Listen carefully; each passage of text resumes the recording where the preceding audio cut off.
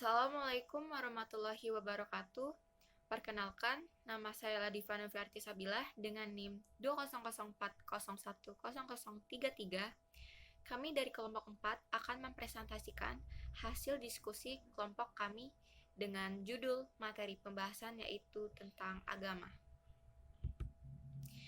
Di sini terdapat beberapa sub pokok pembahasan, yaitu yang pertama tentang pengertian agama, lalu yang kedua tentang unsur-unsur pokok agama, yang ketiga tentang kebutuhan manusia akan agama, dan yang terakhir tentang fungsi agama. Pengertian agama. Apa yang dimaksud dengan agama atau religion? Menurut Kamus Besar Bahasa Indonesia, pengertian agama adalah suatu ajaran dan sistem yang mengatur tata keimanan atau kepercayaan dan peribadatan kepada Tuhan Yang Maha Kuasa, serta tata kaidah terkait pergaulan manusia dengan manusia serta lingkungannya.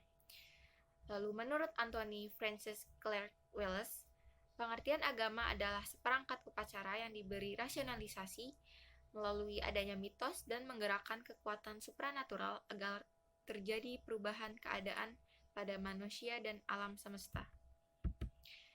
Lalu menurut Emil Durkheim, agama adalah suatu sistem yang terdiri dari kepercayaan serta praktik yang berhubungan dengan hal suci dan menyatukan para penganutnya dalam suatu komunitas moral atau umat. Pengertian agama menurut Nikolaus Triarchara. Agama adalah suatu keyakinan karena adanya kekuatan supranatural yang mengatur serta menciptakan alam dan seisinya. Kemudian menurut C.P. Poelkela, agama adalah suatu keyakinan yang percaya dengan adanya Tuhan Yang Maha Esa serta mempercayai hukum-hukumnya. Unsur-unsur pokok agama. 1. Manusia adalah makhluk yang dapat bernalar, berpikir, dan mencoba memuaskan kebutuhannya. Dalam hal ini, manusia adalah orang atau penganut suatu agama yang berpikir dan percaya bahwa ada sesuatu di luar dirinya yang memiliki kekuatan yang tidak dapat dijelaskan oleh hukum alam. 2. Dalam konteks agama, penghambaan bukan berarti perbudakan, tetapi lebih untuk kebutuhan manusia akan kedudukannya di hadapan Sang Pencipta. Dalam hal ini, penghambaan manusia kepada Tuhan akan melibatkan banyak hal, seperti simbol agama, praktik, keagamaan, dan pengalaman religius manusia. 3. Pada dasarnya, tidak ada kesepakatan tentang konsep Tuhan, sehingga ada banyak konsep tentang Tuhan seperti teisme, deisme, panteisme, dan lainnya. Namun, secara umum, Tuhan dipahami sebagai roh yang maha kuasa dan prinsip kepercayaan.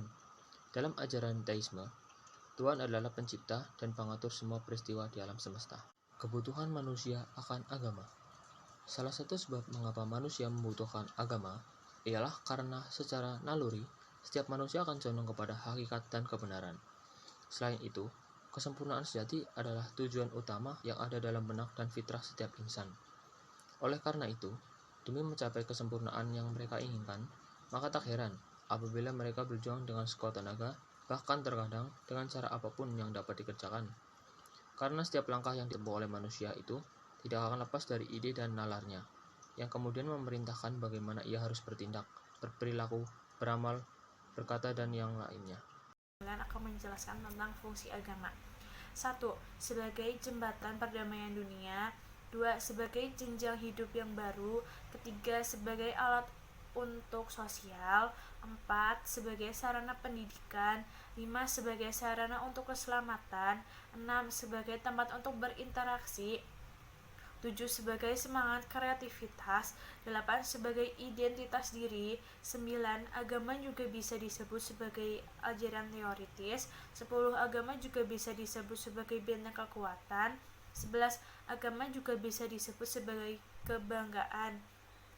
Terima kasih dan sekian dari kelompok 4. Kurang lebihnya mohon maaf. Wassalamualaikum warahmatullahi wabarakatuh.